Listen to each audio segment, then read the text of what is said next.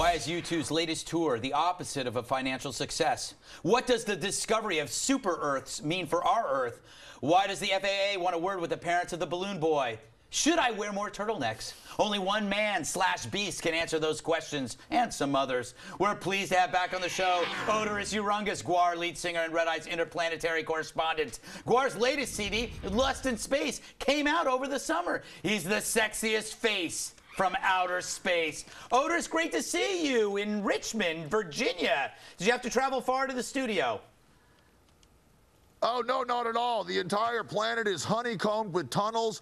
I go straight from the bowels of the Antarctic fortress to Richmond, where we are actually playing a show tonight. Oh, the Miracle fantastic. of Television. Where are you playing in Richmond? We're playing at the wonderful National Theater, and I have to say, after many years of Richmond not really having a very good venue for live music, the National is probably my favorite place to play in the entire world. We're going to have a great show here. We've been on tour for about a month now. We got about another 2 months to go.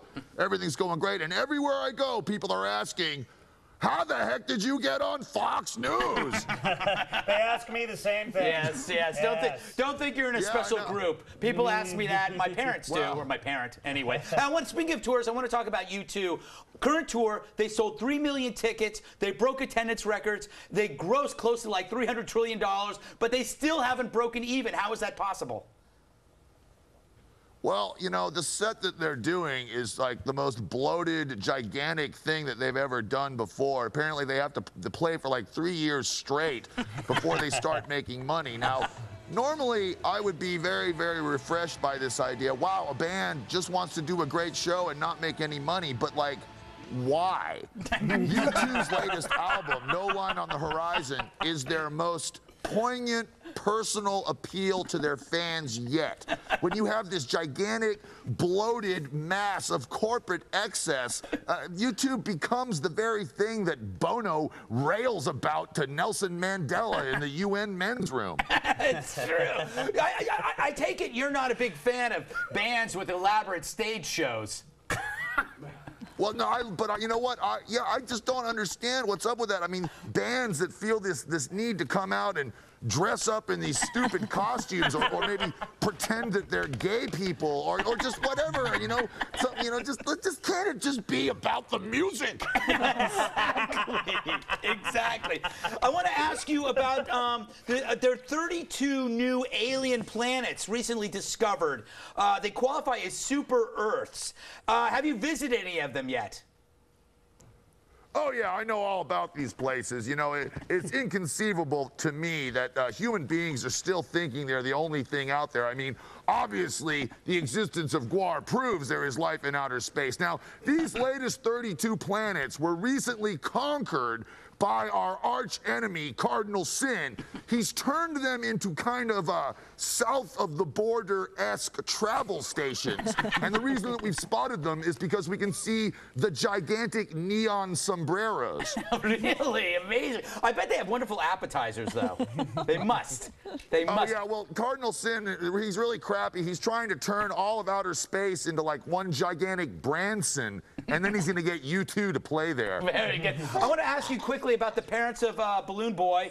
They may be in trouble now with the FAA. Should they be? Why should they get in trouble? I don't know. Did they break any laws? I mean, if he broke a law, throw him in jail. Throw the whole family in jail, for God's sakes. I mean, this is all the American public's fault. We've created a society where you can be a famous TV star possessing little or no talent. I mean, just look at Tori Spelling or John Gosselin. Yeah, it's true.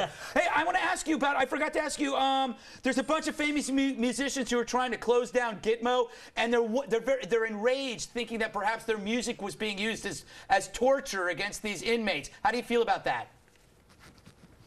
Well, I mean, rock and roll has been an instrument of torture for as long as I can remember. You know, I really don't understand why they're getting upset about it. They didn't seem so upset about it when people were publishing these reports about American combat troops cranking Slayer in the turrets of their Bradley fighting vehicles while they were slaughtering through the streets of Fallujah.